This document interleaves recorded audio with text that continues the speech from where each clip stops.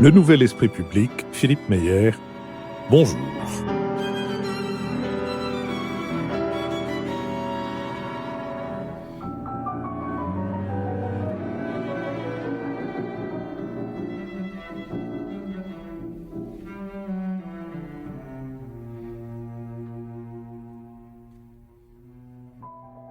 Bonjour, merci de nous avoir rejoints pour cette nouvelle édition du Nouvel Esprit Public.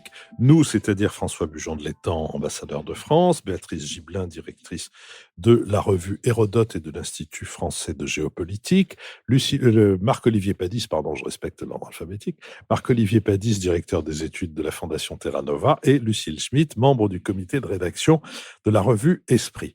Quelques nouvelles, si vous le voulez bien, et d'abord une innovation, puisque depuis jeudi dernier, vous pouvez non seulement nous entendre, mais encore nous lire.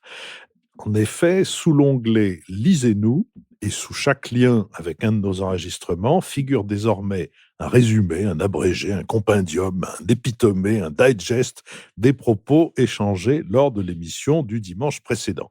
Chaque mardi, nous mettrons un tel résumé en ligne sous cet onglet, et cette innovation, qui est le fruit d'un important labeur, c'est une innovation qui répond à la demande de nombre d'entre vous qui souhaitaient retrouver les propos de tel ou tel des invités et de pouvoir en garder une trace écrite.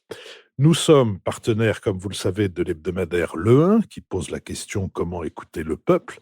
On y trouve, entre autres, un extrait du très fin et très cynique roman d'un haut fonctionnaire et élu parisien, Jean-Baptiste de Froment, qui publie aux Forges de Vulcain « État de nature », dans lequel, sous couvert d'anticipation, les élites politico-administratives sont peintes sur le motif, avec une belle cruauté.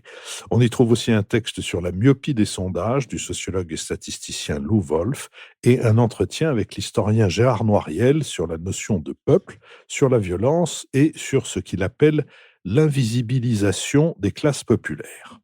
Notre indépendance et la pérennité de notre podcast dépendent de votre soutien et notamment de vos abonnements. Il vous suffit de vous rendre sur notre site lenouvelespritpublic.fr pour choisir le montant de votre soutien, comme l'ont fait celles et ceux que nous allons remercier maintenant. Olivier Verlet, Christophe Giraud, Christophe Gardel, Aline Chambert, Maxime Caligaro. François Bujon. Moi, je voudrais aujourd'hui remercier Sylvain Blondel, Laurent Mondy, Florence Bosser, Francette Collin et Paul Clérin. Béatrice Gibelin. Il me revient de remercier Laurent Clément Cusin, Sébastien Boyer, Laurent Bayle, Régis Laure et Denis Plumeran. Lucille Schmitt. Quant à moi, je remercie Anne Ponsard, Piotr Kamianski, Christine Loubet, Philippe Levrier et Patrick Vincent. Piotr Kaminski, qui a beaucoup animé l'antenne de France Musique. Marc-Olivier Padis. Mes remerciements s'adressent à Catherine Rovani, Élise Conrat, Nicolas Latte, Vincent Personne et Jacques Pinault. Un des auditeurs qui nous soutient m'a dit que je n'y connaissais rien pour ce qui est du business et que si j'avais 2 sous de bon sens, je proposerais à chaque auditeur un abonnement supplémentaire, en échange de quoi ils auraient droit à ce que leur nom soit cité par celui des participants de l'émission de leur choix. Je vais y réfléchir. Mais je ne suis pas ennemi de ce supplément. Nous allons néanmoins continuer sans désemparer, d'essayer d'éclairer l'actualité de la semaine écoulée. Et nous commencerons par la question du Brexit, pour reprendre une expression connue d'un Anglais célèbre. Est-ce que c'est le commencement de la fin ou est-ce que c'est la fin du commencement ou est-ce que cela a ni fin ni commencement? Le 15 janvier dernier, la Chambre des communes a massivement rejeté l'accord de sortie du Royaume-Uni de l'Union européenne que Theresa May avait difficilement négocié depuis plus de 2 ans.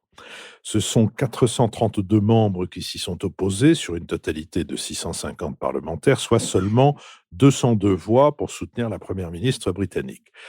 Parmi les points clivants de l'accord, la question du filet de sécurité, le backstop, a attisé les tensions. Ce backstop désigne le moyen de conserver la frontière irlandaise ouverte de façon temporaire, maintenant ainsi les Nord-Irlandais et d'ailleurs l'ensemble du Royaume-Uni dans l'union douanière pour une durée indéterminée. L'Irlande du Nord resterait donc assujetti à certaines règles du marché commun sans pour autant que soit réglée la question de sa frontière avec le Sud. Depuis mercredi, bien que le Parlement ait rejeté de justesse la motion de censure lancée contre Theresa May par l'opposition travailliste, la situation face à laquelle se trouve la première ministre britannique est toujours délicate. Elle ne dispose que d'un faible soutien. Les députés n'ont été que 325 contre 306 à exprimer leur confiance à son gouvernement, et elle va donc devoir faire des concessions si elle ne veut pas d'un Brexit sans accord, d'un Brexit no deal. L'Union européenne se prépare à cette éventualité, comme l'a souligné Michel Barnier, négociateur en chef de l'Union européenne, et de son côté, la France a déclenché jeudi son plan pour faire face à un possible Brexit sans accord. Il s'agit d'un ensemble de mesures législatives et juridiques visant notamment à protéger les intérêts des Français résidant au Royaume-Uni, à garantir un statut pour les citoyens britanniques en France ou encore à prévoir des mesures en vue du rétablissement des contrôles des marchandises aux frontières. 5 ordonnances seront adoptées dans les 3 semaines qui viennent, auxquelles s'ajoutent 50 millions d'euros investis dans les ports et les aéroports.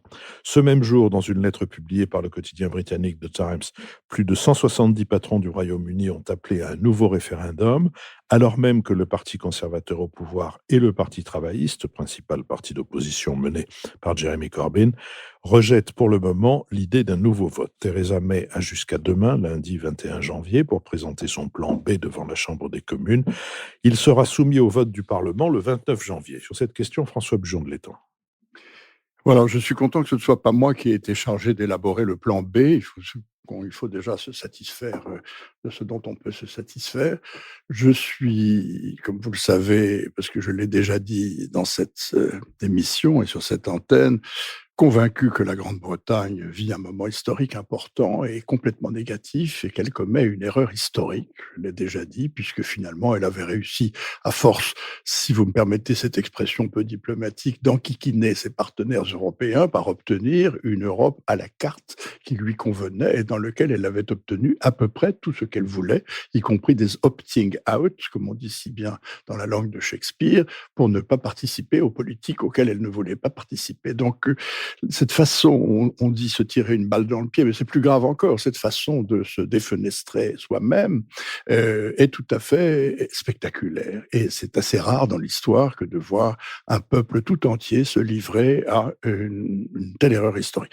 Ceci étant simplement rappelé, les événements de la semaine dernière ou de cette semaine que vous venez de rappeler, Philippe, sont, je dois dire, absolument consternants, si vous les regardez.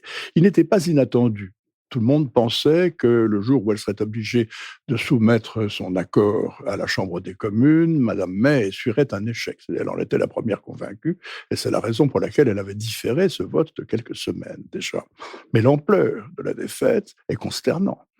432 voix contre 202, c'est beaucoup plus que ce qui était attendu finalement. Tout le monde pensait qu'elle arriverait peut-être à minimiser les pertes et à avoir un peu moins de 200 voix de différence. Elle en a 230 en réalité, ce qui est absolument considérable. Mais ce qui ne veut rien dire, c'est ça que je trouve très intéressant. Parce qu'en réalité, ce vote est très, très, très ambigu et vous pouvez y lire ce que vous voulez. Les gens qui ont voté, les 432, n'est-ce pas, qui ont voté contre, ont des motivations complètement différentes. Ils ne sont absolument pas d'accord les uns avec les autres. Vous y trouvez à la fois ceux qui sont hostiles à l'Europe et qui trouvent que ce Brexit n'est pas assez dur et ne va pas assez vite. Vous y trouvez ceux qui sont favorables à l'Europe et qui trouvent que le Brexit est une erreur. Vous additionnez des contraires, en réalité, et vous obtenez 432 voix, ce qui explique que quand on revote 3 jours plus tard sur la motion de défiance que M. Corbyn, au nom du Parti travailliste, a déposé sur le bureau de la Chambre des communes, première fois d'ailleurs depuis 26 ans qu'on vote sur une motion de défiance à la Chambre des communes, ce n'est pas une procédure très, très courante au Royaume-Uni, vous avez un décompte complètement différent et que Mme May survit une fois de plus à une nouvelle tentative de peloton d'exécution. Alors il faut saluer au passage d'ailleurs la résilience, comme on dit, de Mme May. Moi je dirais plutôt, je pense que c'est un barbarisme, malheureusement que ce n'est pas très français, son insubmersibilité, car elle continue continue à flotter. Au fond, elle illustre très bien, je pense, cette ténacité. Alors, on dit c'est une mule, disent les uns, d'autres disent c'est quand même quelqu'un qui résiste. Elle illustre le propos de Churchill, qu'on a rappelé d'ailleurs à cette occasion, fort opportunément, qui disait la politique, ça consiste à aller d'échec en échec jusqu'au succès final. Alors, je ne sais pas si elle trouvera le succès final, ça n'est pas sûr du tout, mais pour ce qui est d'aller d'échec en échec, c'est maintenant à peu près 2 fois par semaine.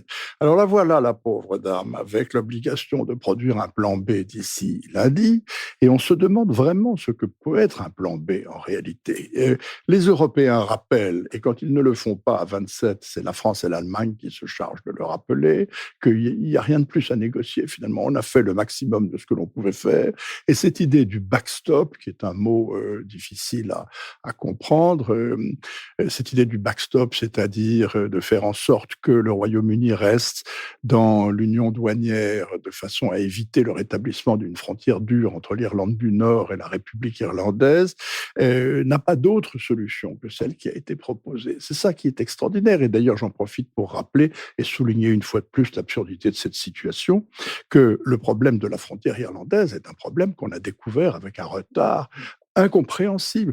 Pendant la campagne référendaire, où Dieu sait, on a dit des sottises et publié des faux chiffres et lancé des slogans irresponsables, il ne s'est pas trouvé une voix. Il ne s'est pas trouvé une voix pendant les 6 mois ou 3 mois de la campagne référendaire pour dire attention à la frontière irlandaise. La question va se poser. Ce n'est que ensuite, quand on a commencé à s'interroger sur les suites du vote négatif, que ce problème est apparu. Alors qu'en réalité, il est essentiel puisqu'il s'agit de la paix civile au Royaume-Uni, il s'agit des accords du Vendredi Saint, il s'agit de la menace de guerre civile en Irlande, il s'agit de beaucoup de choses qui sont tout à fait essentielles. Et l'Europe a essayé d'y répondre du mieux qu'elle pouvait avec des propositions successives qui n'ont jamais satisfait les Britanniques. Au début, on proposait simplement que ce soit l'Irlande du Nord, rappelez-vous, qui reste dans l'union douanière, de façon à éviter le rétablissement de la frontière, mais ça faisait passer la frontière, du coup, en mer d'Irlande, entre l'Ulster et l'Angleterre, ce qui, a dit Madame May, ne peut être accepté par aucun Premier ministre britannique, en aucune circonstance. Bon, on a donc dit, très bien, qu'à cela ne tienne, on va inclure l'ensemble du Royaume-Uni. Ça ne plaît pas non plus à 432 députés de la Chambre des communes. Alors, je ne sais pas ce qu'elle va inventer, mais ce que je veux dire, c'est que ce qu'il y a de bien, c'est que personne ne sait où on va, en réalité. Il y avait d'ailleurs dans la presse du lendemain un très beau titre, c'est la dernière nouvelle d'Alsace, je crois, qui avait ce titre, « L'Angleterre s'enfonce dans le brouillard ». Je trouve que c'est tout à fait judicieux, c'est exactement ça qui est en train de se passer. Nous ne savons pas vers quoi nous allons, et nous voyons que la pusillanimité de la classe politique britannique, qui fait preuve d'une irresponsabilité collective pratiquement sans précédent, ne permet pas beaucoup d'espoir. Alors, aucun des scénarios qui se présentent n'est vraiment rassurant. Le plus plausible, c'est probablement une espèce d'effort collectif de part et d'autre du Channel pour essayer de gagner du temps, encore une fois, et peut-être repousser le butoir du 29 mars. Mais ce n'est pas si simple, puisqu'il y a la question des élections au Parlement européen, que l'on ne peut pas enjamber, et que si on repoussait la date du 29 mars, il faudrait faire voter les Britanniques pour élire des députés au Parlement européen, ce qui va évidemment rallumer toutes les controverses et toutes les disputes dans la chair Albion. Béatrice Gibelin. Mais ce qui prouve là, dans cette difficulté, dans cette impasse, c'est que l'irresponsabilité d'un certain nombre de grands dirigeants politiques se paye très cher.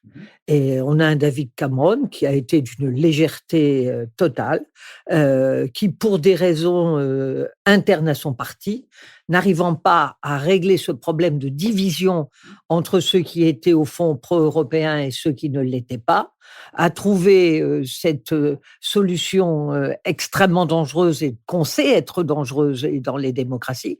C'est pour ça que l'engouement pour le référendum dont on entend parler ici en France depuis quelque temps doit être pris avec énormément de circonspection et de prudence, et s'est lancé dans ce référendum sans même faire campagne. Parce que c'est ça qui est important, c'est que rien n'a été expliqué. C'est-à-dire qu'au moment où on décide de faire un référendum, on n'a pas fait un diagnostic des conséquences si on en sortait. On a dit les chiffres les plus fantaisistes possibles, exactement, qui ont été pris et repris par les partisans du Brexit. Ceux qui étaient persuadés qu'on n'en sortirait pas, ne sont pas allés voter, parce que de toute façon, on allait rester, donc on ne se fatiguait pas à aller voter. Enfin, il y a un mensonge profond dès le départ sur cette affaire, et tous ces responsables politiques, je pense y compris à des très forts partisans du Brexit. Boris Johnson, aujourd'hui, on ne l'entend plus. Nigel Farage, on ne l'entend plus non plus. C'est-à-dire que des gens qui ont porté ça, le Brexit, ils ont disparu dans le brouillard londonien. Voilà, on les a plus du tout. Donc là, il y a quand même une responsabilité politique extrême, avec, y compris du côté des travaillistes. On n'a pas réglé non plus chez les travaillistes la division interne très forte qu'il y a entre ceux qui sont pro-européens et ceux comme Jérémy Corbyn, au fond, qui ne sont pas tellement pro-européens. Il est obligé de l'être parce que toute sa base l'est, mais au fond de lui-même, il ne l'est pas véritablement. Donc, on est dans une situation vraiment, à mon sens, de très, très grande responsabilité. Deuxième chose que je voudrais dire, on entend parler d'un second référendum, en disant, écoutez, il n'y a pas, pour en sortir, faisons un deuxième référendum. Et ça m'amène à, mais qu'est-ce que c'est que le peuple qui dit oui ? 2006, on a dit c'est la majorité, le peuple a dit oui, on ne peut pas en sortir. Si on fait un deuxième référendum, sur quelle question d'ailleurs, je ne sais pas très bien comment ils pourront l'imposer, et que même si on a à ce moment-là un oui pour rester dans l'Europe, on ne réglera rien. Je ne pense pas que ça effacera le premier. Alors, on devra en faire un troisième, comme un match où on va jouer la belle et on verra avec la belle ce qui va se passer. Donc, ça ne me semble pas non plus très raisonnable. En revanche, ce qui me semble plus intéressant, c'est peut-être ce qui peut se passer au Parlement. Parce que si Madame Theresa May doit présenter un plan B dans les 3 jours, c'est le Parlement qui l'y a obligé. C'est le rôle de ce président du Parlement qui a fait passer un amendement qui vient d'ailleurs d'un conservateur, mais pro-Europe. Il faut nous présenter quelque chose dans les 3 jours. Ce que chacun sait être impossible, en fait. Donc, c'est à l'heure, d'une certaine façon. Mais ce qui me semble aussi important, c'est qu'il y a un autre amendement qui dit pas question d'être avec un no deal. C'est-à-dire vous ne pouvez pas dire, voilà, il n'y a pas d'accord et on sort. Le Parlement s'y oppose. Or, elle est obligée d'avoir l'aval du Parlement pour pouvoir avancer et aller dire à l'Europe, voilà, ça y est, on est d'accord. Donc, c'est une situation que je trouve vraiment extrêmement intéressante parce que elle est tenue par son Parlement maintenant. Ils ont réussi cette opération-là. Je trouve qu'on ne le dit pas assez. Et si le Parlement, lui, dans sa majorité, veut rester dans l'Europe, ce qui est peut-être possible, elle peut peut-être à ce moment-là, c'est ce que demandent les 27, mais venez donc avec ce que vous voulez. Parce que pour l'instant, on sait ce que vous voulez pas, mais on n'arrive pas à savoir ce que vous voulez. Venez donc avec une proposition qui soit acceptée majoritairement par Westminster, et à ce moment-là, on voudra bien de nouveau regarder les choses. Donc, c'est peut-être le Parlement qui peut avoir la clé du dénouement de cette impasse en jouant Theresa May. Je crois que c'est une partie de billard assez compliquée. Je crois que Béatrice met le doigt sur un paradoxe. Ce Parlement, depuis un bon moment, c'est très mal conduit, depuis Cameron, etc. Et en même temps, c'est un Parlement, il existe. Le Speaker, le président, M. Barker, est un remarquable président, il a un humour et une ténacité formidable, il écoute, il a un souci, c'est de maintenir les prérogatives de la Chambre des communes.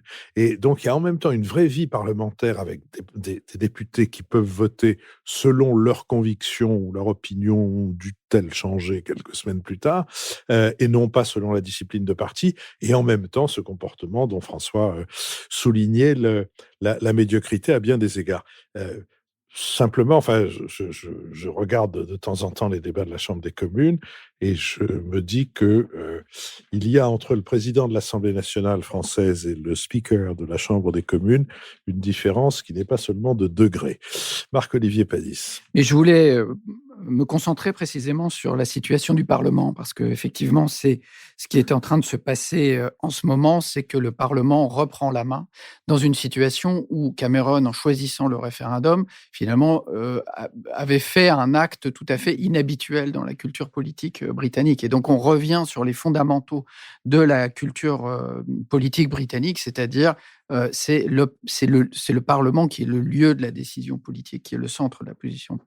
Mais pour autant, il ne faut pas idéaliser la vie parlementaire. C'est-à-dire qu'on voit bien cette situation absurde où Theresa May peut être désavouée comme rarement par les parlementaires et reconduite le lendemain, ce qui, normalement, en termes de logique parlementaire, ne devrait pas pouvoir se passer. Et donc, ça prouve bien que, à la fois, les travaillistes sont très contents de pouvoir la mettre en difficulté, mais n'ont aucune envie de la remplacer ni de retourner à des élections, et que les conservateurs ont trouvé, disons, la personne qui subit son chemin de croix et il la laisse absolument là. Et l'autre chose qui me fait dire qu'il ne faut pas idéaliser la vie parlementaire, c'est que Theresa May, qui a provoqué elle-même des élections anticipées assez malheureuses puisqu'elle a réduit sa majorité au lieu de la renforcer, dépend d'un parti unioniste nord-irlandais dont la dirigeante, Arlene Foster, est quand même opposée à l'accord du Vendredi Saint, donc qui a établi la paix entre l'Irlande du Nord et l'Irlande. Il faut quand même se représenter ce que ça veut dire. C'est-à-dire que c'est quand même quelqu'un qui est contre cet accord de paix, qui est quand même considéré unanimement comme une réussite et quelque chose qui a pu sortir ce pays d'une situation extrêmement violente et tendue et inextricable dans cette région. Bon. Alors, qu'est-ce que ça veut dire le Parlement reprend la main alors que le référendum, en tant que procédure extrêmement inhabituelle dans la culture politique britannique, avait imposé ce choix. Brexit means Brexit, comme dit toujours Theresa May, il faut maintenant faire ce que les gens ont décidé. Alors, l'hypothèse qui semble se dégager, c'est que Theresa May a dit « Je vais voir les principaux responsables du Parlement et leur demander ce qui est acceptable pour eux ou pas dans une négociation avec l'Europe ». Ça veut dire qu'ici, on touche à la question des lignes rouges. C'est-à-dire que quand Theresa May est arrivée au pouvoir, elle a dit « Je vais négocier la sortie » et elle a énoncé elle-même des lignes rouges qui sont le fait que l'Angleterre, enfin le Royaume-Uni va quitter le marché unique, quitter l'union douanière, refuser l'autorité de la Cour européenne et refuser une frontière dure entre l'Irlande et l'Irlande du Nord. Et l'Union européenne a dit bon bah si c'est vos lignes rouges, on va négocier en fonction on va trouver des solutions à ça. Maintenant, il est possible qu'elle bouge ces lignes rouges puisque l'accord qui a été trouvé a été rejeté par le Parlement britannique. Donc c'est la seule voie très étroite que je vois se dessiner, c'est-à-dire que finalement qu'elle revienne sur ces lignes rouges. Et alors il y a un point notamment, quitter le marché unique, ça semble quand même le minimum du Brexit, sinon il n'y a pas de Brexit. Mais sur l'union douanière, il y a quand même peut-être la possibilité d'un accord, puisque Jeremy Corbyn, qui est assez intransigeant, comme l'a dit Béatrice, il est quand même finalement assez anti-européen lui-même, et quand même pour le maintien dans l'union douanière. Donc au moins, le maintien dans l'union douanière, ça veut dire que ça réglerait ce problème de la circulation des marchandises entre le Royaume-Uni et l'Europe, et donc on n'aurait pas ces problèmes de douane, ces problèmes de fils de camions, ces problèmes de bateaux que les Britanniques ont découvert un peu tardivement. Et donc, il y a peut-être quelque chose qui pourrait se faire. Mais ça veut dire rester dans l'union douanière, ça veut dire que c'est les Européens qui fixeraient les règles et les Britanniques qui les prendraient. Ils seraient rule taker, comme on dit en anglais. Donc, on est très, très loin du take back control. En tout cas, sur ce point-là, ils seraient complètement obligés d'accepter passivement tout ce qui aura été décidé par les Européens. Donc, la seule chose, c'est que je pense que donc, il y a peut-être cette perspective-là. Ça veut dire que l'Europe devrait accepter de reculer la fameuse échéance du 29 mars, mais je pense que les Européens n'accepteront de reculer cette échéance que s'il y a un calendrier extrêmement précis du côté britannique sur des engagements de ce qu'ils vont faire de leur côté. Lucille Schmitt. Oui, je crois que cette question du Brexit, elle est effectivement, je reprends ce que disait Béatrice, extrêmement intéressante, justement parce que complexe. Et je crois qu'elle nous oblige à regarder différemment la manière dont l'Union européenne doit voir son projet politique et la manière dont le Royaume-Uni doit voir la relation entre son Parlement, son Premier ministre et la société britannique. Pourquoi est-ce que je parle de l'Union européenne? Parce que je trouve que ce qui est extraordinairement intéressant, c'est que depuis juin 2016, date du Brexit, et comme j'aime à le rappeler le lendemain de ce référendum, la principale question posée par la société britannique, c'était qu'est-ce que l'Union européenne? Donc un Brexit déjà dans le brouillard, c'est pas seulement s'enfonce dans le brouillard, c'est est dans le brouillard en fait depuis juin 2016. Ce qui s'est passé, c'est que on a filé sur la base des lignes rouges, comme le rappelait Marc Olivier, qui sont des lignes rouges en fond assez arbitraires, c'est-à-dire que Theresa May a fixé des lignes rouges, c'est pas le référendum qui les a fixées. Donc, c'est la première ministre qui a décidé de ces lignes rouges et ce n'est pas une décision populaire ou une décision du Parlement. Donc, on est dans une situation où aujourd'hui, il faut imaginer que ces lignes rouges puissent être renégociées et que le Parlement y dise son mot, mais aussi tenir compte de l'évolution de la société britannique. Pourquoi? Parce qu'aujourd'hui, People's Vote, qui est au fond l'association qui a été créée pour dire qu'il faut un second référendum, puisque People's Vote, c'est la manière de dénommer euphémiquement le second référendum, a fait un sondage cette semaine montrant qu'au fond, 56% sur la base d'un échantillon représentatif, c'est-à-dire 1000 personnes, pourraient être pour un second référendum. Donc, ça veut dire qu'on a totalement changé la dynamique, quelque part, qui existait en 2016. Mais ça veut dire aussi qu'il y a deux parties irréconciliables dans la société britannique. Donc, on ne peut pas évidemment se permettre un second référendum, mais ce que je veux dire par là, c'est qu'il faut apprendre à négocier différemment. Qu'est-ce qui se passe? On a filé sur des contenus techniques, et c'est bien là l'un des problèmes de l'Union européenne, c'est que dès qu'il s'agit de parler politique, on file sur des contenus techniques qui sont négociés, des centaines de pages d'accords, sans réfléchir à la nature du lien qu'on voulait organiser.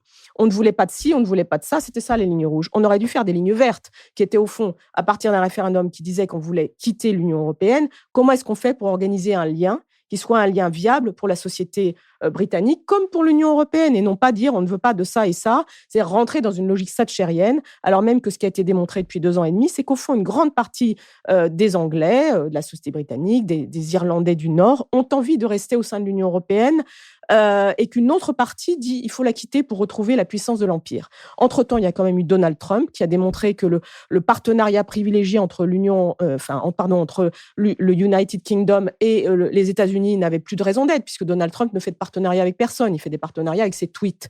Donc le sujet qui est posé devant nous, c'est que le contexte international a aussi montré aux Britanniques qu'aujourd'hui avoir un lien avec l'Union européenne était sans doute un moyen de puissance, ce dont on n'avait pas idée en juin 2016. Rappelons-nous que Donald Trump a fait aussi campagne sur le Brexit en montrant que oui, c'était à cause de ça qu'il allait gagner, parce que l'Union européenne était affaiblie. Et aujourd'hui, Donald Trump est décrédibilisé. Il est certes plutôt conforté aux États-Unis, mais décrédibilisé au niveau international. La deuxième chose que je voulais dire, c'est que le fait qu'un nombre croissant de Britanniques demandent un second référendum ne veut pas dire qu'il faut le faire. Ça a été démontré par nous trois, enfin nous quatre, les autres 3 et moi, sur la question du fait qu'en termes de calendrier, c'est pas possible, parce qu'organiser un second référendum, c'est prendre 1 an dans la vue pour des raisons d'organisation sérieuses, qui n'avaient pas été fait la première fois. Et il y a les élections européennes fin mai, 24 et 26 mai. Mais en revanche, tenir compte de cette perspective de demande de second référendum est essentiel au niveau du Parlement britannique. Un nombre croissant de Britanniques le demandent, garder le lien avec l'Union européenne, donc réfléchissez à un accord différemment de Theresa May. C'était moi qui considérais que quelque part, c'était une mule courageuse, Theresa May. Pourquoi? Parce que je pense qu'elle est effectivement stubborn et opiniâtre, et qu'en même temps, elle manque de vision. Et tout le sujet qui est devant nous, c'est comment est-ce qu'on fait en sorte d'avoir, au fond, des leaders aujourd'hui qui soient à la fois opiniâtres, l'état du monde le demande, il faut être courageux aujourd'hui, plus courageux, et Theresa May est courageuse, mais elle manque de vision. Elle a été négocier un accord dans le framework, dans le cadre habituel, alors qu'il fallait inventer. Et donc, aujourd'hui, inventons un nouveau lien entre l'Union européenne et le Royaume-Uni. Je crois que c'est ça qui est devant nous. Béatrice Gibelin? Oui, pour moi, l'attitude de Theresa May traduit au fond sa faible conviction du bien fondé du Royaume-Uni au cœur de l'Europe. C'est-à-dire qu'elle est marquée, comme beaucoup, par, au fond, une histoire du Grand Empire, et qu'on se trouve un peu bridé dans l'Europe. Je ne pense pas que c'était quelqu'un qui était prêt à prendre sa part dans la campagne pour défendre le Royaume-Uni au sein de l'Union européenne. Elle était sur une position très ambiguë, c'est le moins qu'on en puisse dire. Donc déjà, ce qui pourrait expliquer qu'elle soit partie sur des lignes rouges de Brexit. Parce qu'au fond, c'était les siennes, c'était qu'elle partageait, elle, et que là, son erreur politique est majeure. C'est-à-dire, au lieu de s'embarquer tout de suite dans une négociation avec des lignes rouges fixes, comme tu l'as rappelé, Lucille, qui n'étaient pas du tout dans le référendum, ça aurait été de dire allez, on se met autour de la table, y compris avec l'opposition. Qu'est-ce qu'on est prêt à négocier? Qu'est-ce qu'on veut garder? Et partir ensuite à Bruxelles avec une base commune. Or, c'est tout l'inverse qu'elle a fait. Mais pourquoi aussi elle a fait tout l'inverse? C'est parce qu'on ne s'attendait pas à ce résultat. Et tout le monde a été déstabilisé par ce résultat. Et la deuxième chose qu'ils attendaient, quand même, ce qu'ils espéraient, c'est que les 27 allaient se diviser. Et qu'à partir du moment où les 27 étaient divisés, parce qu'ils ont toujours fait diviser pour régner, on aurait des coins dans lesquels on pourrait rentrer et on pourrait préserver notre union douanière tout en ayant notre mot à dire. Parce que là, ce qui est aberrant, ce que rappelait Marc-Olivier ou François, c'est comment ils avaient le beurre et l'argent du beurre. C'était bien les seuls à l'avoir comme ça dans les 28. Si on est dans une politique aussi libérale, c'est quand même bien sous la pression quand même d'un certain nombre de Britanniques, et puis paf, il se tire vraiment une balle dans le pied. François Bujon de l'Étang. Non, mais le fond de l'histoire, c'est que ce Royaume-Uni est gravement divisé sur le sujet européen. Il l'était, vous l'avez rappelé tout à l'heure, Béatrice.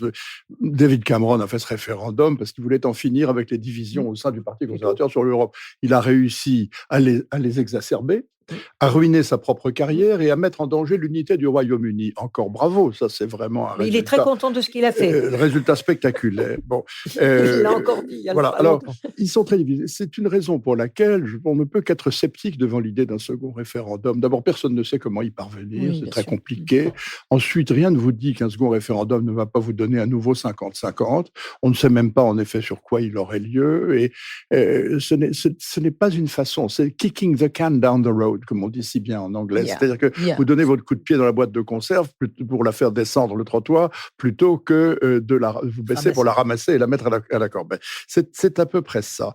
Reculer les échéances, c'est ça, reculer les échéances. Alors le second référendum, c'est une façon de les reculer, bien entendu. On est parti pour la gloire. Une année pour préparer le tout, préparer une campagne, ensuite un nouveau référendum, ensuite définir la stratégie. Vous en avez pour 2 ans, dans la meilleure des hypothèses. Mais même si on décide, par exemple, de désappuyer le bouton de l'article 50, par exemple, en disant « Ah, mais voilà, on va reculer ça d'1 an pour donner du temps aux Britanniques. » Tout ça, c'est un temps gigantesque perdu pour l'Europe, pour le Royaume-Uni, pour chacun de nos pays pris séparément. Moi, je suis effaré par le temps perdu par le Royaume-Uni, parce qu'au fond, moi-même, je suis un grand anglophile. Et ils ont perdu 3 ans. Juin 2016, vous le rappeliez. Vous vous rendez compte, nous sommes en janvier 2019. Et le débat continue de tourner joyeusement en rond, exactement comme il avait tourné. Donc tout ça, c'est du temps perdu pour l'Europe, c'est du temps perdu pour nous, c'est du temps perdu pour l'histoire. Lucille Schmitt. Oui, juste un petit mot. Donc la date prévue, c'est 29 mars 2019, et on sait que les élections européennes sont fin mai. On voit bien que le calendrier et le contenu de cette campagne est aujourd'hui extrêmement flou, et on sait déjà que la question du Brexit y jouera un rôle essentiel. Je vous remercie. Je vous propose que nous passions à un sujet que nous n'avons pas abordé depuis longtemps, depuis au moins une semaine, qui est la question des Gilets jaunes et de la manière de s'en sortir. Plus précisément, cette semaine, la lettre d'Emmanuel Macron aux Français et le grand débat national. Lundi dernier, paraissait dans la presse et les réseaux sociaux la lettre adressée aux Français par Emmanuel Macron. Elle contient 34 questions, lance et cadre le grand débat national officiellement inauguré le mardi suivant lors d'un déplacement du président de la République à Grand-Bourteroude, commune du département de l'Eure. Emmanuel Macron a répondu près de 7 heures durant aux nombreuses interrogations des maires réunis pour l'occasion, et des cahiers de doléances avaient été la veille remis à l'Élysée par l'Association des maires ruraux, ce qui a permis au président de prendre connaissance des principales demandes exprimées à ce jour par les Français. Des préoccupations récurrentes ressortent de ces cahiers, telles que la question de la limitation de vitesse, une demande de réorganisation politique et territoriale avec le maintien des services de proximité et une soif de justice fiscale. Ce sont ces mêmes thèmes qui ont ressurgi lors de la rencontre avec les maires normands. Cet exercice inédit de questions-réponses a pour but de ressouder les liens entre le président de la République et les maires, liens qui avaient été entachés dès le début de son quinquennat par la réforme de la taxe d'habitation. Et les maires, quoique déçus par l'absence du président à leur dernier congrès annuel, se sont montrés courtois et satisfaits de cette journée avec Emmanuel Macron. De son côté, Emmanuel Wargon, la secrétaire d'État chargée de co-animer le grand débat national avec Sébastien Lecornu, a reçu mardi des Gilets jaunes de la commune de Brionne, dans l'Eure. Les échanges ont été plus mouvementés et les interlocuteurs de la ministre ont exprimé des réticences à participer au grand débat national. La nomination d'Emmanuel Wargon et de Sébastien Lecornu faisait suite à la démission de Chantal Joanneau la semaine précédente, et le choix de 2 membres du gouvernement a jeté le doute sur l'indépendance de la conduite du grand débat national. Pour répondre à cela, un collège de 5 garants a été désigné. Sur cette question, Marc-Olivier Padis. Oui, la semaine dernière, Lionel Zinzou a fait preuve d'un optimisme absolument échevelé, si je puis dire, en parlant de Lionel, à propos de ce grand débat, en disant que ça allait... Disons pour ceux de nos auditeurs qui n'ont pas l'image que Lionel Zinzou a toutes les qualités, mais pas assez de cheveux pour se faire des dreadlocks. C'est ça. Et en tout cas, parmi ses qualités, il sait faire preuve parfois à rebours de l'opinion dominante, d'un optimisme rafraîchissant. Et donc, je vais partager son optimisme. Et c'est vrai que j'ai regardé les comptes rendus qu'il y a eu dans la presse des cahiers de doléances. Je trouve que c'est un exercice intéressant de pouvoir lire directement. Je ne sais pas comment on peut faire remonter tout ça et comment ça peut être traité, mais ce n'est pas un exercice dépourvu de signification et de portée. On voit très bien qu'il y a beaucoup de retraités qui contribuent, que la question du niveau de vie, du pouvoir d'achat, du reste à vivre qui diminue, vraiment domine très largement les contributions, avec le sentiment d'injustice fiscale, etc. Un journal rapportait, par exemple, ce que notait une retraitée qui disait, voilà, je suis retraitée, je paye la maison de retraite de ma mère, ma fille était au RSA, je l'aide tous les mois, je paye les études de mes petits-enfants, donc je connais la solidarité intergénérationnelle. Je ne suis pas contre la solidarité intergénérationnelle, mais je fais ce que je peux. Et c'est vrai que ce type de position mérite de la considération. Et cette considération, beaucoup de Français ont le sentiment que le gouvernement, le président de la République ne leur ont pas accordé suffisamment depuis le début de leur exercice.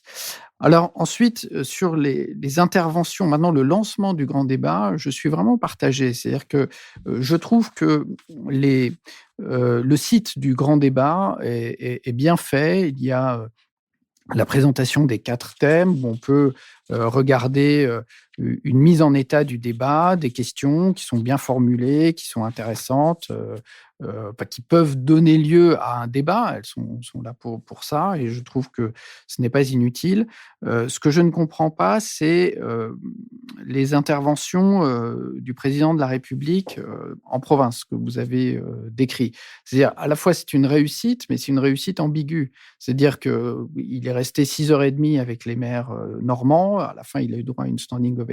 Visiblement, il a réussi à les convaincre, mais ça ne peut absolument pas constituer le prototype des séances qu'on attend du grand débat. On ne va pas avoir le président de la République partout. Et donc, ce dont on a besoin, ce sont des consultations participatives. Donc, absolument le contraire de l'exercice auquel le président s'est livré, même si c'est un exercice qui peut se révéler utile. Donc, il ne peut pas être à la fois celui qui pose les questions dans sa lettre et qui donne les réponses devant les maires. Là, on n'est pas devant une consultation. Et je trouve qu'on est toujours dans la même impasse, finalement, politique, c'est-à-dire que tout part du président et tout revient à lui. C'est quand même ça le problème, et c'est une déformation complète de la Ve République. C'est-à-dire, dans la Ve, le président fixe les orientations et arbitre, mais il n'est pas omniprésent partout.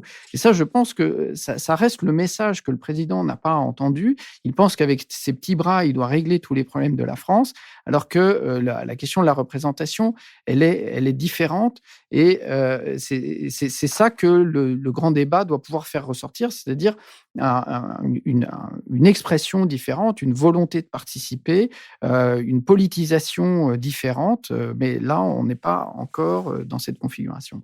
Je reprends un mot de ce que vous avez dit.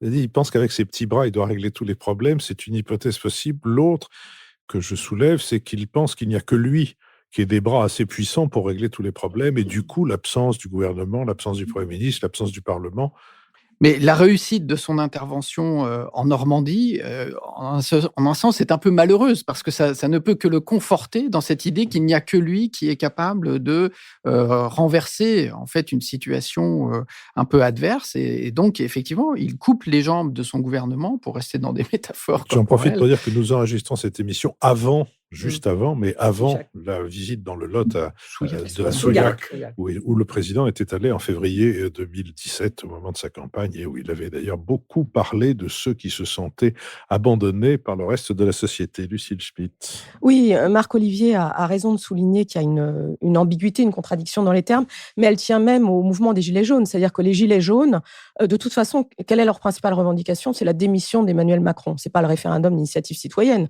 Moi, j'étais en vacances dans le Gard, sorte de centre de Gilets jaunes, et dans la crèche de l'église, cette année, il y avait écrit démission Macron. Donc, c'est un truc extraordinaire auquel on assiste. Et discutant avec la personne qui fait la crèche, l'ancien électricien du village, je lui dis, mais là, vous faites de la politique. Dans l'église, dans la crèche, vous mettez démission Macron. Il me dit, je ne fais pas de politique, je demande la démission d'Emmanuel Macron. Je lui dis, mais c'est le président de la République. Il me dit, non, mais lui, Macron, c'est différent. Donc, il y a quelque chose autour de la personnalisation qui, quelque part, a induit un effet pervers que Marc Olivier a raison de souligner, mais qu'on ne peut pas supprimer du jour au lendemain. Et donc, toute la difficulté, c'est le « en même temps » de ce grand débat, qu'il faut que ce soit une série de petits débats, ce grand débat, et en même temps, l'occasion pour Emmanuel Macron de montrer qu'il reste président de la République et qu'il ne va pas lâcher l'affaire. Comment pourra-t-il tenir les deux choses? Il pourra le tenir uniquement si, à ses côtés, il y a d'autres personnes qui démultiplient ce grand débat et qui le transforment de grands débats autour de démission ou pas d'Emmanuel Macron en grand débat sur un projet politique qui doit être à la fois un projet politique national et un projet politique autour, au fond, des collectivités locales. Ça fait beaucoup de choses à la fois. Et toute la question, c'est comment est-ce que les choses vont évoluer? Est-ce que dans cette dynamique de 2 mois qui nous attend, on pourra à la fois traiter des choses qui relèvent d'un niveau extrêmement local? Moi, j'ai fait beaucoup de débats. Vous savez, les petits débats locaux, ça veut dire 30 personnes. En fait, c'est évidemment l'inverse de ce qu'on a dit sur les grands-messes avec 600 maires et quadrillés par les forces de sécurité de façon à veiller à ce que le président de la République ne soit pas entartré. Donc, toute la question, c'est comment est-ce qu'on fait en sorte de donner une cohérence à ces petits débats participatifs, mais qui devront aider à structurer des projets pour des municipales qui, rappelons-le, ont lieu en 2020 et qui sont l'occasion, en fait, pour les différentes familles politiques de montrer qu'elles portent des projets. Et en ce sens, ce qui manque aujourd'hui assez cruellement, on a déjà eu l'occasion de le dire ici, c'est que Emmanuel Macron pense peut-être qu'il est le seul à pouvoir tirer la France d'affaire, mais l'opposition, c'est-à-dire au fond l'opposition parlementaire, l'opposition politique, démocratique à Emmanuel Macron, est singulièrement décrédibilisée aujourd'hui, sauf Marine Le Pen qui, sans rien dire, engrange. Donc il y a quelque chose autour de ce grand débat. Il n'y a pas qu'Emmanuel Macron qui joue sa peau. Il y a aussi tout ce qui s'appelle la démocratie parlementaire, alors même que les choses vont se passer en province, largement, et dans sans publicité, sans médias. Donc, il y a un exercice silencieux, mais qui doit créer une dynamique qui nous permette ensemble de nous tirer d'affaire, moi, qui me semble être quelque chose de fondamental. La deuxième chose que je voulais dire, c'est que par rapport effectivement à Sébastien Lecornu et Emmanuel Wargon, en tout cas, ce sont 2 ministres qui, quelque part, ont fait preuve, je trouve, d'une sorte de sang-froid depuis le début. Alors, on est au début, mais éviter que les choses se concentrent uniquement sur le salaire qu'avait Emmanuel Wargon lorsqu'elle était chez Danone, éviter qu'on soit obligé maintenant, dès qu'on fait une intervention, à s'excuser de ce qu'on gagne, c'est aussi un élément qui me semble fondamental. De ce qu'on a gagné dans le Ou passé. de ce qu'on a gagné dans le passé. Je trouve que... la moitié de Encore son mieux salaire. dans le passé. Enfin, je ne suis pas en train de défendre les hauts salaires, mais en tout cas, il y a quelque chose autour du fait de ne pas louper ce qui est au centre du débat, qui est essentiel. La question du pouvoir d'achat, ce n'est pas la question d'obtenir une diminution des salaires de ceux qui, effectivement, dans le passé, gagnaient beaucoup. Dernier élément, pour ne pas être trop longue, je fais ma Jean-Louis Bourlange. J'entendais ce matin que l'écologie était le dernier sujet qui était sorti, le sujet le moins cité des cahiers de doléances. Il faut à la fois le regretter et ne pas s'en étonner, parce qu'au fond, ce qui remonte fondamentalement, c'est la question du pouvoir d'achat, parce que c'est la question des petites retraites, c'est la question de la précarité. Et en même temps, si je puis dire, il faut que l'écologie soit traitée dans ce grand débat pour qu'elle cesse d'être un discours de valeur que l'on convoque lorsqu'on veut dire qu'on a un supplément d'âme, pour s'incarner concrètement dans la vie des Français, notamment sur les questions de logement, pas seulement les questions de voiture, les questions de logement. On est un pays où on a énormément de passoires thermiques. On est un pays où aujourd'hui, la précarité s'incarne dans la difficulté à faire en sorte de se loger correctement. Et ça, c'est aussi un enjeu écologie et social. J'espère que ça ressortira du grand débat. Merci Jeanne-Louise. Juste un mot, espérons que la presse quotidienne régionale jouera elle aussi un rôle actif.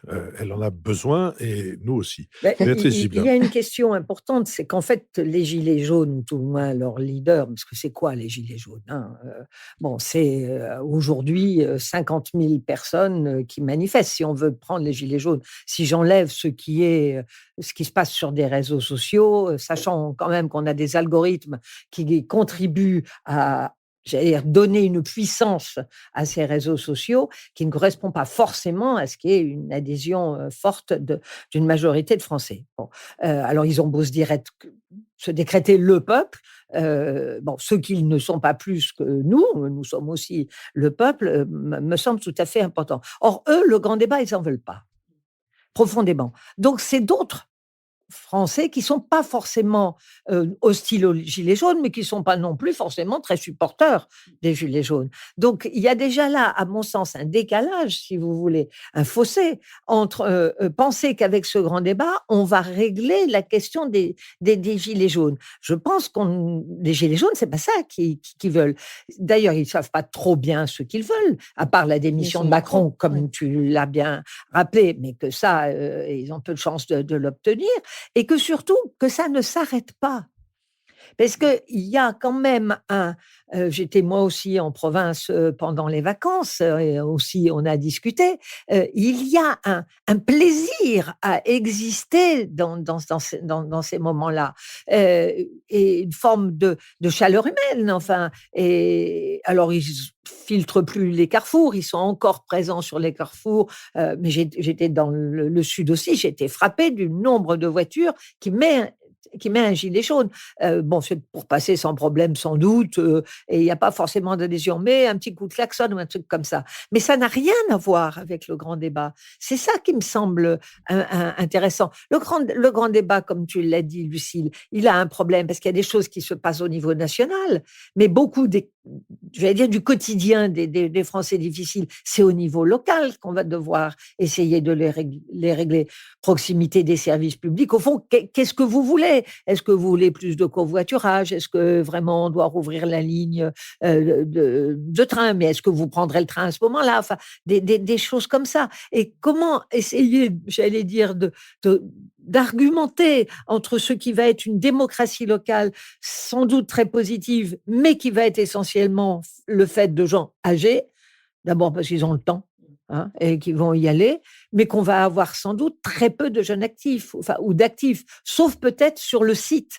Parce que le site, ça sera peut-être intéressant de regarder comment il va être alimenté. C'est un pari, mais ils ne sont pas toujours perdus. François Bujon de l'Étang. Oui, je crois qu'il faut commencer par souligner de nouveau le caractère complètement inédit de cette crise française, de cette crise des Gilets jaunes, que le monde extérieur, d'ailleurs, regarde avec une certaine stupéfaction et beaucoup d'incompréhension. Oui, c'est tout à fait inédit. On n'a jamais eu cette espèce de déballage. Généralement, dans l'histoire de France, les grandes révolutions, et Dieu sait que nous en avons eu de toutes sortes, étaient assez largement parisiennes, qu'il s'agisse des journées de juillet, qu'il s'agisse de la révolution de 1848, qu'il s'agisse de la Commune, qu'il s'agisse évidemment de 1789, tout est toujours parti de Paris. Là, c'est pas du tout le cas. Moi, je suis frappé dans les mobilisations hebdomadaires qui ont lieu à Paris du fait des Gilets jaunes, de voir à quel point les Parisiens n'y participent pas. Les casseurs de banlieue, oui. Mais les Parisiens, non, dans l'ensemble. Et il y a des Gilets jaunes qui défilent en disant les Parisiens dans la rue, mais on ne les voit pas, les Parisiens dans la rue. Ils ne se solidarisent pas particulièrement avec cette jacquerie, qui est une jacquerie de la France périphérique et qui est quelque chose, en effet, de tout à fait différent et de tout à fait inédit. Alors, le grand débat national, moi, je crois que Béatrice a raison de dire que il y a deux vies parallèles. Il y a celle des Gilets jaunes qui poursuivent leur mobilisation, qui ne veulent pas y renoncer et qui veulent au contraire la théâtraliser en faisant des rendez-vous hebdomadaires. Et le grand débat national qui avait été inventé au fond par le pouvoir pour être une espèce d'exutoire, pour être la catharsis qui permettrait de sortir de cette crise. Mais le risque existe effectivement, vous avez tout à fait bien fait de le souligner, qu'il y ait deux vies parallèles qui se poursuivent et que le débat national s'amorce, car il est en train de s'amorcer, dans des conditions qui sont encore très chaotiques, parce que Mme Joanneau n'a pas vraiment aidé, parce qu'on a mis du temps à désigner les responsables, c'est fait maintenant. Bon, tout ça étant que le bloc va se mettre en place, enfin tout ça est encore un peu chaotique, mais ça a démarré et au fond, Macron a assez bien réussi son entrée en scène. Alors, vous avez raison, Marc-Olivier, c'est pas lui qui va tout résoudre et le problème n'est pas là, mais il aura au moins fait quelque chose, c'est qu'il aura redynamisé un corps intermédiaire qui est celui des maires. Les maires de France se plaignaient d'avoir été ignorés, ils se plaignaient, tels des Gilets jaunes, d'être méprisés par le pouvoir parisien, et voilà qu'au contraire, on les remet au centre du débat, d'abord en leur demandant de collecter les cahiers de doléances, et ensuite en étant les premiers intermédiaires du débat. C'est intéressant, d'abord parce que ça prouve que Macron est capable, d'une certaine façon, de modifier son propre modus operandi. Il a compris quelque chose, là, c'est évident. Et puis ensuite, ça va mettre davantage l'accent sur le fait que Macron démission, c'est peut-être effectivement la seule revendication qui fasse le dénominateur commun des Gilets jaunes, mais en réalité, ce n'est pas seulement au président de la République qu'ils en ont, c'est à l'ensemble de la démocratie représentative. Parce que quand on voit les menaces de mort qui sont adressées, ou le saccage des permanences d'un certain nombre de députés à l'Assemblée nationale ou d'autres élus du peuple, on s'aperçoit que c'est tout le principe de la démocratie représentative qui est en fait remise en cause et qui est contestée. Macron, c'est évidemment le sommet de la pyramide, donc ça se concentre sur lui. Donc nous avons une espèce de gigantesque, de double happening qui est en train, comme dans le cirque Ringling Brothers, Barnum and Bailey, le cirque à 3 pistes, n'est-ce pas? Nous en avons 2 pour l'instant, qui sont en train de commencer à donner ce que... Et en réalité, pour là comme pour le Brexit, personne ne sait vers quoi nous nous dirigeons. Alors ça, c'est un des points communs avec le débat précédent. L'autre point commun avec le débat précédent, c'est que les Britanniques se sont chargés de démontrer que le référendum, c'est très très bien, mais ça peut avoir des effets pervers considérables auxquels il faut réfléchir. Et à un moment où le thème va se porter sur la possibilité d'un référendum, sur le référendum d'initiative citoyenne, sur l'idée de revenir à l'idée de la modification des institutions de la Ve République par voie référendaire et peut-être par un référendum à multiples questions. Dieu seul sait. Moi, je n'ai connu qu'un seul référendum à multiples questions dans ma vie, si vous permettez que je raconte une anecdote de ma vie d'ambassadeur jadis. C'est quand j'étais aux États-Unis, il y a eu un grand référendum à Porto Rico. Porto Rico est un territoire sur lequel il y a toujours des interrogations. Est-ce qu'ils vont devenir le 51e État de l'Union? Est-ce qu'ils vont garder un statut spécial, fiscal et douanier? Bon, on a un jour, le gouvernement, c'était l'administration Clinton, a décidé d'organiser un référendum à Porto Rico. C'est un référendum à questions multiples. On leur offrait, ils pouvaient mettre une croix dans la case correspondante, 6 options. Voulez-vous devenir le 81e État de l'Union? Voulez-vous l'indépendance? Voulez-vous devenir un territoire douanier sous protection? Et la 7e case, c'était none of the above, ce qui veut dire aucune des solutions ci-dessus. None of the above a gagné avec 67% des suffrages. Donc je garde ce précédent à l'esprit sur les référendums à questions multiples. Il faut souhaiter en effet que cette option soit une option proposée. Et nous allons donc maintenant... J'étais en train de penser à cette réponse d'un sondé à un sondeur québécois qui lui disait « Je ne suis pas certain si je suis encore dans le doute ». Nous avons maintenant atteint notre dernière séquence, la séquence des brèves, et je vais l'ouvrir en recommandant un livre de Charlotte Hellman qui s'appelle Glisser mortel. Charlotte Hellman a 5 arrière-grand-mères, 2 du côté paternel et 3 du côté maternel. Du côté maternel, il y a son arrière-grand-mère naturelle, Jeanne, son arrière-grand-mère adoptive, Berthe, et il y a son arrière-grand-père qui s'appelait Paul Signac. Cet arrière-grand-père a épousé Berthe, il l'a aimée, il a été aimé d'elle, et puis il a vécu avec Jeanne après 25 ans de mariage avec Berthe, et il a eu avec Jeanne un enfant, ce qu'il n'avait jamais pu avoir avec Berthe. Jeanne et Berthe se sont détestés, se sont combattus, se sont rapprochés, se sont entendus, au point que Berthe a adopté l'enfant de Jeanne pour que cet enfant puisse hériter de son père, et que Jeanne a accepté que sa fille devienne la fille de Berthe. Charlotte Elman s'est plongée dans l'histoire compliquée et, je dois dire, assez belle, en fin de compte, de ces deux femmes et de cet homme. Elle s'y est plongée un peu à la manière d'un détective, et elle s'est aussi plongée à la manière qui est celle d'une descendante qui a voulu comprendre ce qui était vraiment arrivé au-delà de ce qu'elle savait de ce secret familial et qui étaient ces trois personnages. Je trouve qu'elle y réussit d'une manière extrêmement remarquable dans un livre tout à fait fluide, et j'allais dire, peu importe que ce grand-père Paul s'appelât Paul Signac, il aurait pu s'appeler Paul Dupont, l'histoire aurait été tout aussi intéressante. C'est édité chez Philippe Ray, et vous trouverez, évidemment, comme pour toutes nos recommandations, la traduction sur notre site. Marc-Olivier Padis.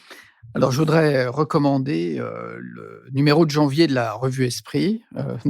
Lucille n'aura pas à le faire. Mais c'est un numéro qui tombe bien parce qu'il est consacré à Claude Lefort, un philosophe qui a consacré toute sa réflexion à la politique. Et le numéro est sous-titré « L'inquiétude démocratique ». Donc, on voit bien pourquoi il tombe bien dans la période que nous traversons.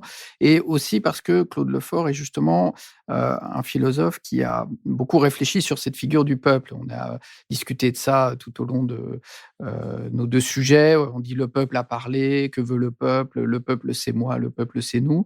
Et Claude Lefort a vraiment montré, avec une réflexion extrêmement poussée, notamment sur la lecture de Machiavel, que la figure du peuple en démocratie est toujours divisée. C'est toujours une sorte d'usurpation que de dire je suis le peuple ou le peuple c'est nous. Il faut accepter cette division. Et ça, c'est la première étape de, disons, la démocratie moderne, c'est d'accepter cette division insurmontable et de construire à partir de là un régime dynamique et ouvert. Et donc, je vous recommande vivement la lecture de ce numéro. Lucie Smith. Oui, alors moi, j'ai deux recommandations très, très sérieuses, bien sûr. La première, c'est de relire ou de lire Loïc Blondiot, qui est quand même un des spécialistes de la démocratie participative et qui l'a, il y a longtemps déjà, expliqué et a montré notamment les conditions qui permettent qu'elle soit, au fond, efficace, parce que le sujet, c'est pas seulement d'émettre des idées, c'est ensuite qu'elles passent dans les faits. Et il faut relire donc ce qu'il a écrit notamment à La République des idées, c'était à la fin des années 2000, et il expliquait bien les biais et les avantages de la démocratie. C'est donc une introduction à la démocratie participative. Et puis deuxième chose... Loïc Blondiot s'exprime dans le numéro du 1 dont j'ai parlé tout à l'heure. D'accord.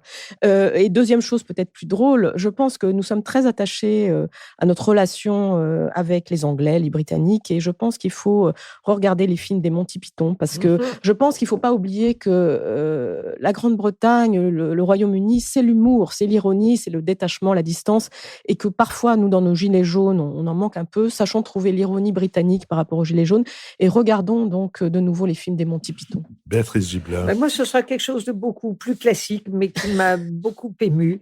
J'ai vu Une affaire de famille, la Palme d'Or de Corée-Edo, et c'est extrêmement émouvant. Et au moment où on entend parler du Japon et d'une justice japonaise avec des pratiques qui nous semblent un peu différentes des nôtres, pour le moins, sans parler aucun jugement évidemment sur l'attitude de Carlos Ghosn, c'est pas là pour ça, mais Une affaire de famille qui est véritablement d'une grande émotion. Une profonde humanité. D'une profonde humanité.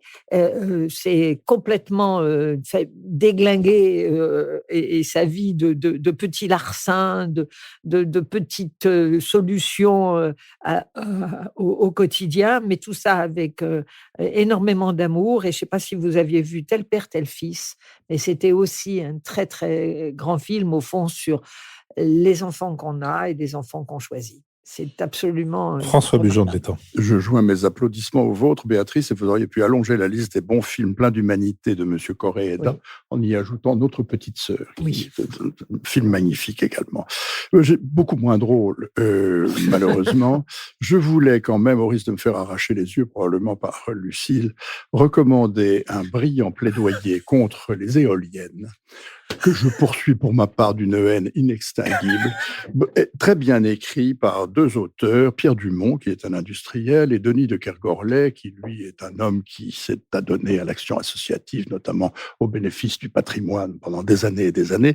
Ils ont écrit à quatre mains un livre qui s'appelle Éolienne, chronique d'un naufrage annoncé, qui est publié aux éditions François Bourin, et que je recommande parce que c'est un plaidoyer plein de bon sens contre les éoliennes sous tous leurs aspects, sur le ravage du paysage français, sur le ravage sur les sols et les sols C'est un point de agraires. vue écologique contre les éoliennes. En fait. Absolument Mmh. anti-écologique en réalité, inefficace sur le plan énergétique. Anti-écologiste, pas anti-écologique. Oh, à voir.